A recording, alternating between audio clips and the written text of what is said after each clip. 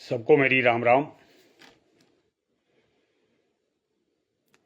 आप लोग सोच रहे होंगे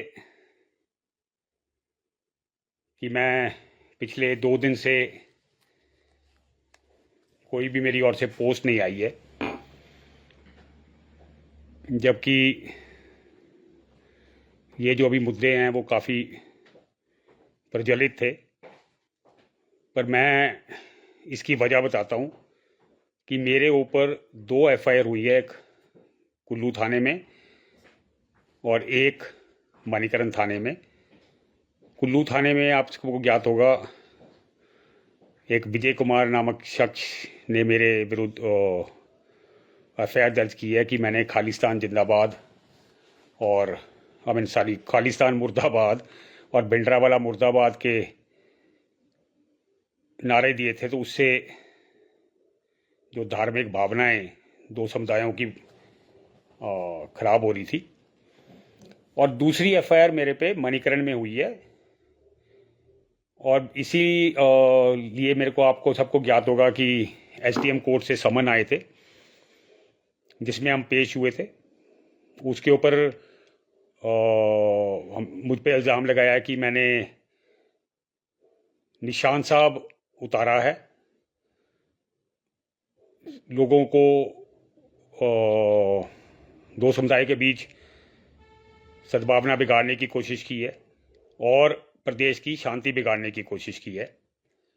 तो इसलिए SDM साहब ने ऑर्डर करके मुझे बॉन्ड डाउन ऑर्डर लगाया है, जिसमें मुझे अगले 6 महीने के लिए कोई भी इंटरव्यू, डिबेट, सोशल मीडिया पे इस मामले पे कोई पोस्ट,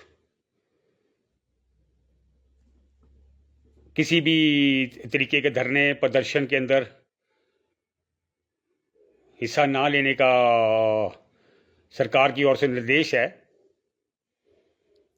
और मुझे 50,000 के मुचलके पे मतलब कि एक बॉन्ड लिया गया है, और मुझे हर महीने के पहले शनिवार को जरी थाने में 10 से 12 बजे के बीच में रिपोर्ट करने को बोला गया है। ये FIR और ये जो बॉन्ड डाउन ऑर्डर है ये गैर कानूनी है, और इसे हम हाई कोर्ट में रिट में चैलेंज करेंगे। ये मैंने या मेरे किसी भी हम किसी भी भाइयों ने कोई भी ऐसा कार्य नहीं किया है जिससे कि धार्मिक सद्भाव खराब हो। हमने सिर्फ और सिर्फ खालिस्तान के झंडे उतारे हैं। वो वीडियो के अंदर, क्योंकि जब ये झंडे मैं उतार रहा था तो वो क्लियरली दिख रहा है। जब मैंने झंडे उतारे हैं तो उस समय भी जो सिख बंधु वहाँ खड़े थे, मैं उनको बोल रहा हूँ कि निशान साहब लगाइए, ये भिंडरावाले के झंडे मत लगाइए। तस्वीर लगानी है गुरु गोबिंद सिंह की लगाइए, गुरु नानक की लगाइए, वो हमारे सनातन के शान है। आप भिंडरावाले के वो मत लगाइए।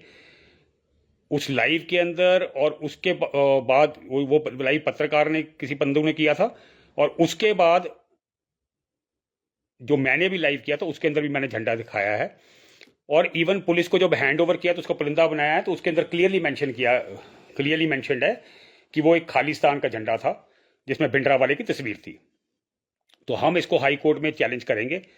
तो जब तक के लिए हाई कोर्ट में ये रिट दायर होके इसका डिसीजन ओवरटर्न नहीं होता है, तब तक के लिए मेरे को सोशल मीडिया और इन चीज़ों से रिफ्रेन करना पड़ेगा, बिकॉज सरकार मौका ढूंढेगी कि मैं कोई भी ऐसा हरकत करूं और ये मुझे अरेस्ट कर सकें।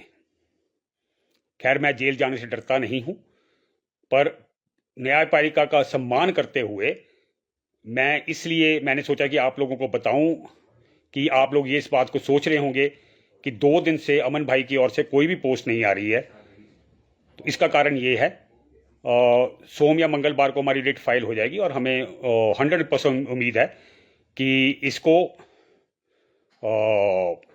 ओवरटर्न किया जाएगा। मेरे को इवन एक सिख लीगल विंग की ओर से भी नोटिस आया है, जिसके अंदर उन्होंने बोला है कि मैंने निशान साहब उतारा है और भिंडरावाले की तस्वीर उतारी है, और वो उनका कहना है कि भिंडरावाला उनके लिए आदरणीय है। बस मैं ये जानकारी देना चाहता था।